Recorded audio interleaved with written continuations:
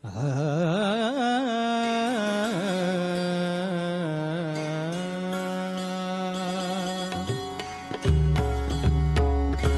सुख करता तू दुःख हरता, तू सुख करता तू दुःख हरता, तूच करता आणि करविता, तू सुख करता तू दुःख हरता. मोरया मोरया मंगलमूर्ती मोरया, मोरया मोरया मंगलमूर्ती मोरया.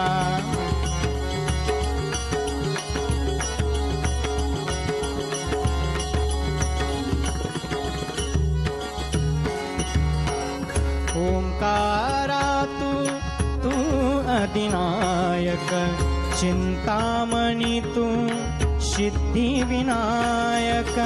ओंकारा तू अधिनायक, चिंतामणी तू सिद्धिविनायक.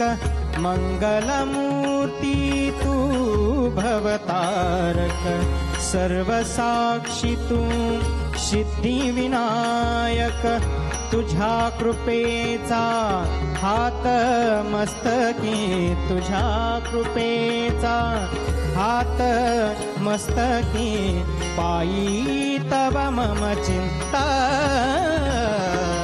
तू सुख करता तू दुःख हरता.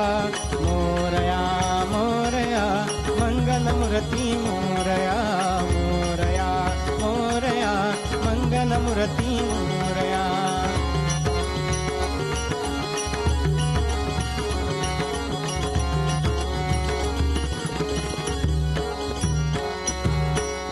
देवा सरुदे माझे मी पण, तुझ्या दर्शने उजळो जीवन. देवा सरुदे माझे मी पण, तुझ्या दर्शने उजळो जीवन.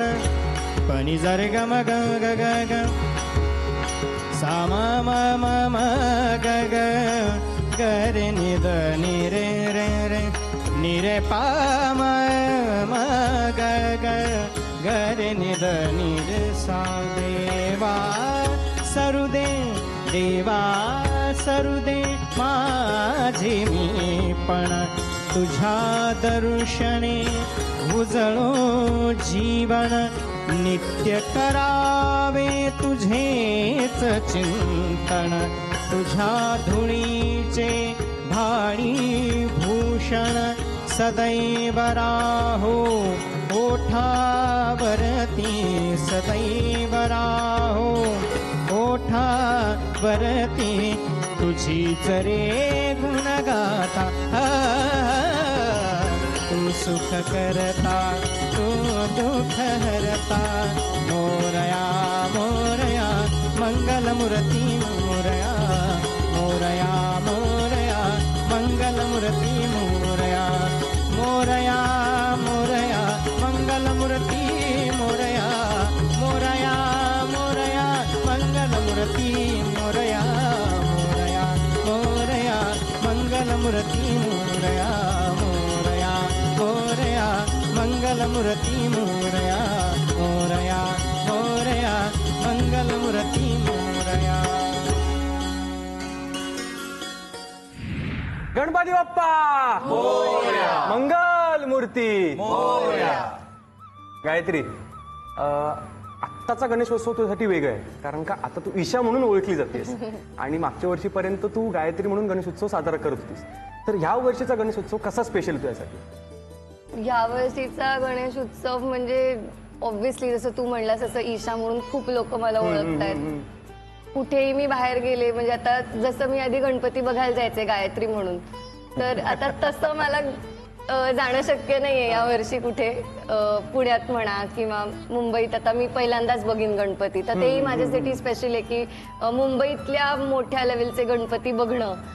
तर हा गणेशोत्सव तसाही माझ्यासाठी खूप स्पेशल असणार. अभिज्ञा, येस, काय सांगशील तुझ्या बाप्पाच्या आठवणी, किस्से?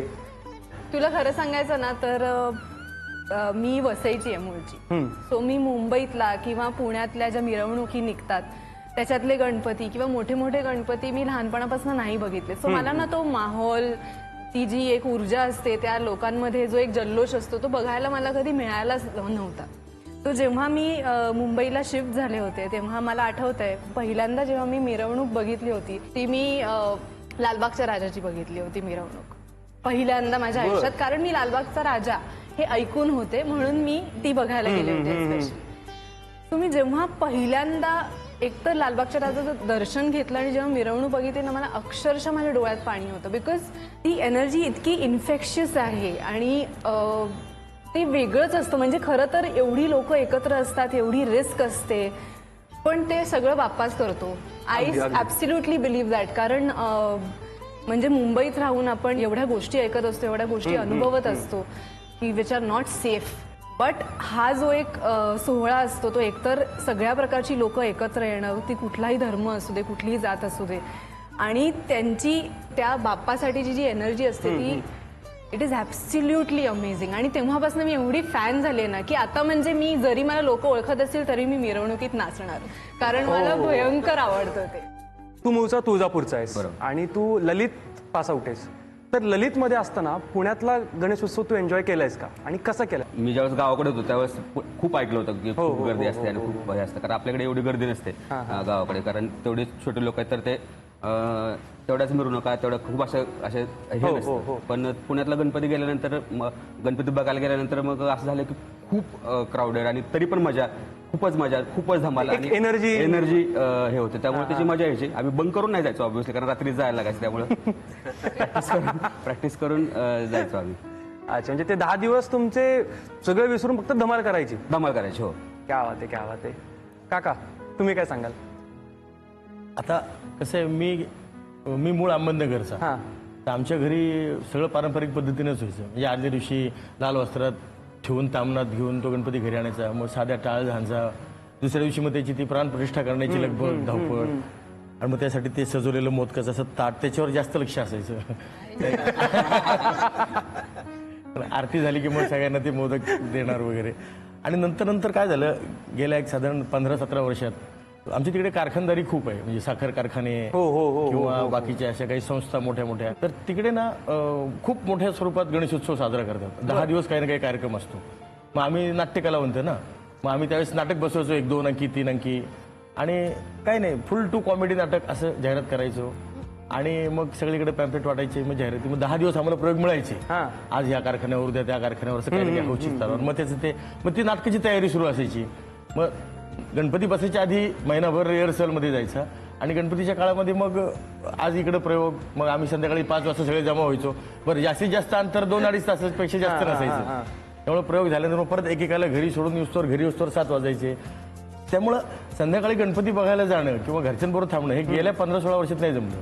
आता उमेश म्हटलं तसं आम्ही पूर्वी मी पुण्यात जायचो गणपती बघायला. खास पुण्यात सदाशिव माझी मावशी राहायची. काही नाही 3-4 दिवस तिकडे जाऊन राहायचो, मग रात्रभर फिरायचो. म्हणजे थकण्याचा विषयच नसतो गणपती बघताना, किती चाला देखाव्यासाठी प्रसिद्धच आहे. आणि त्यावेळेस खूप म्हणजे रात्रभर देखावे चालायचे नाही का. आम्ही लहान असताना आम्ही पुण्यात फिरायचो मावस भावाबरोबर, रात्रभर चालायचे. आता असं वेळेचं बंधन वगैरे नव्हतं. त्यामुळं आता फक्त मग काय होतं, आमच्या इथं माळीवाडा म्हणून एरिया आहे, त्याचा तो गणपती आहे, ते आमचं ग्रामदैवत आहे नगरचं. त्या गणपतीची मिरवणूक जी निघते म्हणजे विसर्जन मिरवणुकीत तो 1 नंबरला असतो पुढे, आणि तो मानाचा गणपती आहे. मग त्या गणपतीचा एक लाकडी रथ आहे गेल्या अनेक वर्षांपासूनचा, की जो ओढत असतो. सगळ्यांनी मिळून माणसांनी ओढायचा रथ येतो. आणि मग त्या गणपतीला जाऊन दर्शन घ्यायचं. मग तिथं ते बसलेले ग्रस्त बत्तासा किंवा खिरापत देतात, त्यासाठी आमची धावपळ असायची. त्या बत्ताशा म्हणजे जवळजवळ सर्व नगरकरांची त्याच्या दर्शनासाठी धावपळ चाललेली असते. मग निघाल्यापासून तर विसर्जन होईपर्यंत त्याची अनेक ठिकाणी आरती होते. ज्या त्या चौकात ज्या त्या संस्था असतात, काही असतात त्या किंवा मंडळ त्याची आरती करतात. मग आम्ही जाऊन त्याला हार घालणार, आरती करणार, त्यासाठी सगळी धावपळ चाललेली असते. त्याच्यात नसायचं. मी गावाकडे ज्यावेळेस आम्ही लहानपणी ज्यावेळेस गणपती खूप छोटं मंडळ असायचं आमचं गल्लीतल्या पोरांचं, पण तिथे आम्हाला पहिल्यांदा स्टेज मिळायचं काम करायला. बाकीचं कुठे स्टेजचा संबंधच नव्हता हे करायला. त्यामुळे मी आणि माझा भाऊ वगैरे असे रावण राम असं बनून काहीतरी तेवढ्यात करायचं खूप लहानपणी. त्याच्यानंतर तेच पहिलं स्टेज म्हणजे दुसरं स्टेजचं काय हेच नाही ना. नाही, खरं त्यामुळे त्याची एक जास्त आणखी गंमत होती. दादा, जसं काका म्हणाले की त्यावेळेस कारखान्यांचे प्रयोग व्हायचे पूर्वी फार, तर तूही या 10 दिवसात कारखान्यांचे बरेच प्रयोग केले असतील. तो पुण्यातलं मी एक व्यावसायिक नाटक, माझी सुरुवात जेव्हा केली मी व्यावसायिक अभिनेता म्हणून काम करायला, तर पहिली 2 नाटकं मी पुण्यातनं केली. त्यातलं दुसरं जे नाटक होतं आता दे टाळी, मग त्याचे दिग्दर्शक दिलीप कोल्हटकर त्यांचं निधन झालं, तर त्यांनी ते नाटक बसवलं होतं आणि त्याचे आम्ही गणपतीत अनेक कारखान्यांवरती प्रयोग करायचो. कॉलेजमध्ये असताना आम्ही वेगवेगळ्या कॉलेजमधल्या मुलांनी एकत्र येऊन आमची एक थिएटर्स पुणे नावाची संस्था सुरू केली होती. आणि नाटक करायला तेव्हा काही प्रत्येकाच्या खिशात पैसे नसायचे, कारण प्रत्येकजण शिकत होतं. मग नाटक कसं चांगलं करायचं, तर त्याच्यासाठी पैसे हवेत. मग जसं गटणे म्हणला की तसं आम्ही एक विनोदी, शक्यतो सगळ्यांना आवडतील अशा एकांकिका, 2-3 एकांकिका आम्ही बसवायचो. आणि मग पुण्यातल्या अनेक सोसायट्यांमध्ये आम्ही ओळखीच्या पाळखीच्या किंवा जाऊन बोलून, मग आज आमचा एक 4 जणांचा ग्रुप कोथरूडच्या इथे प्रयोग करतोय, दुसरा अजून कुठेतरी करतोय. मग त्या सगळ्यांमधनं जे पैसे मिळतील, मग त्या पैशातनं एक चांगलं प्रायोगिक नाटक पुढच्या काही काळात करायचं. त्यामुळे गणपतीने आम्हाला संस्थेला फंड रेज करायला खूप मदत केली. पण म्हणजे कारखान्यात असे प्रॉपर स्टेज वगैरे लावून नाही, कारखान्यात तर त्यांचं स्टेज असतं, कारखान्यात त्यांचा हॉल असतो किंवा स्टेज असतं, किंवा बऱ्याचशा कारखान्यांचं थिएटर पण असतं. पण सोसायट्यांमधले जे प्रयोग आहेत ते कुठेही करायचो आम्ही. म्हणजे मला आठवतं माझ्या कॉलेजच्या इथे खाली सकाळनगर आणि तो सगळा एरिया आहे, तिकडे आम्ही एका झाडाच्या पारावरती नाटक केलं होतं. म्हणजे बस स्टॉप आहे, लोक रस्त्यावरती बसले आहेत आणि आम्ही झाडाच्या पारावरती नाटक करतोय. कधी कधी तर जसं म्हणजे गणपती आणि नवरात्र असे दोन्ही वेळेस आमचा तो कार्यक्रम असायचा. तर खूप गडबडीत ते लोक पण उत्सव करतात ना, प्रेमाने बोलवतात आपल्याला नाटकासाठी, विदागी पण देतात. आणि पण कधी कधी गडबडीत काय व्हायचं, मुद्दाम कुणी केलेलं नसायचं, पण जसा आपला फिरता रंगमंच असतो तसा आम्ही बऱ्याच वेळा हलत्या रंगमंचावर पण नाटक केलं. ती सगळी स्टेज वेगळी, कधी पिंपावरती फळकुड्या टाकून स्टेज बांधलेलं असतं, पिंपावर 2 फळ्या टाकून. अदरवाईज आपण नाटकाच्या थिएटरमध्ये जो प्रयोग करतो त्याच्या बरोबर 1/4 तुम्हाला गणपतीत स्टेज मिळतं. म्हणजे आता आपण जिथे बसलोय एवढीच जागा तुम्हाला मिळते आणि ह्याच्यात तुम्हाला अख्खं नाटक बसवायचं असतं. आणि मग तिथे एकच माईक असतो, मग प्रत्येकाने त्या बरोबर माईकच्या समोर जाऊन वाक्य. आता मला असं वाटतं की ते सगळं ट्रेनिंग नंतर जे तुम्हाला प्रॅक्टिकल ट्रेनिंग जे मिळतं ना, जसं हा ललितमध्ये होता, पण आम्ही कोणी कुठल्या नाट्याच्या स्कूलमध्ये नव्हतो, पण हे जे अशा प्रकारच्या प्रयोगातनं जे प्रॅक्टिकल ट्रेनिंग मिळतं ना, की समोरचा ऑडियन्स बघून, तिथली परिस्थिती बघून तुम्हाला पटकन निर्णय घेऊन तुम्हाला तुमचं काम आणि त्याचं स्वरूप बदलता आलं पाहिजे, हे जे मूलभूत ट्रेनिंग आहे ना नाटकाचं. सेटवर आता काय म्हणजे सगळ्यात छोटी असतो ट्रीटमेंट कशी, तिला फार लाड होत असतील ना, फार लाड होत असतील ना. मी आणि गिरीश सर, ती जेव्हा सेटवरती येते तेव्हा आम्ही 2 जण उभे राहतो, तिला खुर्ची देतो आणि ती जोपर्यंत बसली तोपर्यंत आम्ही बसत नाही. विचार तिला, काय दादा, सांग की खरं. हे दोघं खरंच असं करतात, रोज सेटवर हे दोघं असं करतात माझ्या बरोबर, माहितीये का. मी बसल्याशिवाय हे दोघं बसतच नाहीत. म्हणजे आता पहिल्या दिवशी जेव्हा ती सेटवरती आली, जेव्हा सिरियल सुरू झाली आणि तिला कळलं की PRP येतोय आणि ती जेव्हा सेटवरती आली तर मी आणि गिरीश सर बसून काहीतरी बोलत होतो सीन विषयी, आणि तिने असं, म्हणजे मी आली असताना तुम्ही बसलात कसे, असा एक लुक दिला. तेव्हापासून आम्ही उभे. कधी दिला लुक मी, पण शी खरी नाही, म्हणजे खरंच ती लहान बाळ आहे खरंच. नाही पण खरंच हे सगळे एवढे एक्सपिरियन्स्ड ऍक्टर्स आहेत ना, इव्हन आता गार्गीताई नाहीये इथे, आणि गार्गीताई सुद्धा, पण मला इतके सांभाळून घेतात सगळे. म्हणजे सुबोध दादा तर आधी मला खूप भीती वाटायची त्याची. म्हणजे जेव्हा मी पहिल्यांदा मीटिंगसाठी याला भेटले होते, मला तोंडातून एक शब्द फुटत नव्हता की अरे बाप रे, मी या माणसाला 14 वर्षापूर्वी भेटले होते आणि आता समोर याच्यावर काम करायचं, आता काय करायचं. पण हळूहळू त्यांनीच खूप इज अप केलं आणि खूप म्हणजे खूप समजून घेतात हे सगळे. गिरीश सर पण, म्हणजे आता जे काय मला थोडंफार जमायला लागले ते कम्प्लिटली गिरीश सरांमुळे. आणि लाड म्हणशील तर हे दोघं माझे खाण्याचे प्रचंड लाड करतात. म्हणजे अभिज्ञाताई काय पुरणपोळ्या आणते माझ्यासाठी, त्याच्यानंतर लाड. ताई आणि दादा म्हणून खचलोय, मी पण खचले. ताई मला एकदम दादा म्हणल्यानंतर मला एकदम राजकारण केलं वाटतं. तर ही प्रचंड खायला घालते मला. सुबोध दादा पण घरून लाडू, छान छान भाज्या, भाकर. झुणका भाकर असं सगळं आणतात माझ्यासाठी दोघं. त्याच्यामुळे माझी खाण्याची चंगळ असते हे दोघं असले आणि की. आता गणेशोत्सवात तर म्हणजे आता मोदक काय काय काय आणि आता मी हळूहळू सांगायला पण लागली की आता तू येणार आहेस ना, तर मग माझ्यासाठी काहीतरी खायला. कळलं तुला? मुलगी शिकली, प्रगती झाली. नाही पण खरंच हे एवढे सगळेच एवढे एक्सपिरियन्स आहेत आणि त्यांनी एवढ्या विविध प्रकारची कामं केलेली आहेत ना की म्हणजे ते एवढे डाऊन टू अर्थ असणं it was very unexpected. Umesh दादा असो, सर असो, सुबोध दादा असो, गिरीश दादा असो, गार्गीताई असो, त्यांनी एवढ्या त्यांचा एक्सपिरियन्सच एवढा आहे की त्याच्यासमोर आम्ही फारच लहान आहोत, पण तरी आम्हाला सांभाळून घेऊन आपला एक सीन असतो ते खुलवायला जेव्हा मदत करतात ना तेव्हा फार मजा येते, फारच मजा येते. म्हणजे पण मला तेच वाटतं गंमत कायम कुठलंही म्हणजे माझ्यासाठी मी कायम सिरियल जसं कुठल्याही गायकाला त्याचा रियाज असतो, नृत्य करणाऱ्या माणसाला किंवा व्यक्तीला त्याचा रियाज असतो आणि मग कधीतरी एक परफॉर्मन्स ते करत असतात. तसा काही अभिनेत्याचा रियाज नसतो.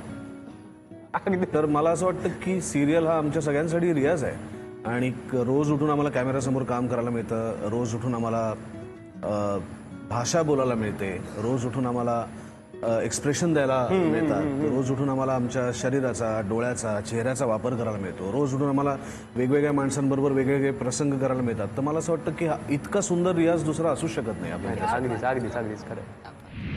चला तर मग एक सोपा खेळ खेळूयात ज्याचं नाव आहे संगीत खुर्ची. अत्यंत सोपा खेळ. खुर्चीच्या खेळात हे सगळं माफ असतं.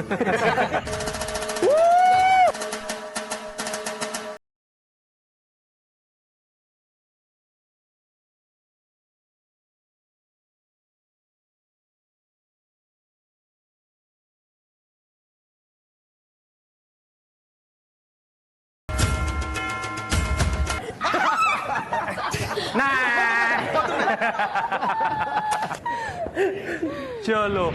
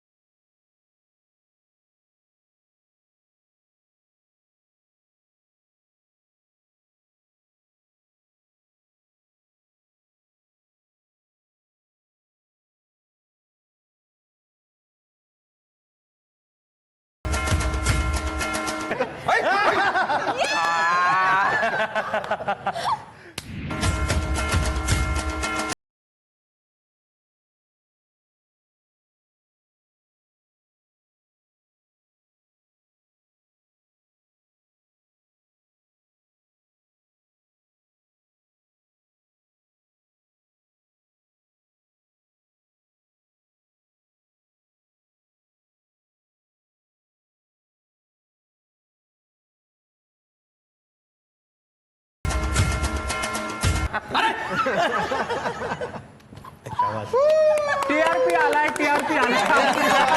आपल्याला टीआरपी आलेला आहे. यावरनं तुम्हाला सगळ्यांना कळलं असेल की तिला खुर्चीचा किती मोह आहे आणि आमच्या सेटवरती काय वातावरण असतं ते तुमच्या सगळ्यांच्या लक्षात. आमची काय हालत होती. आम्हाला बसायला खुर्ची आहे बघ अशा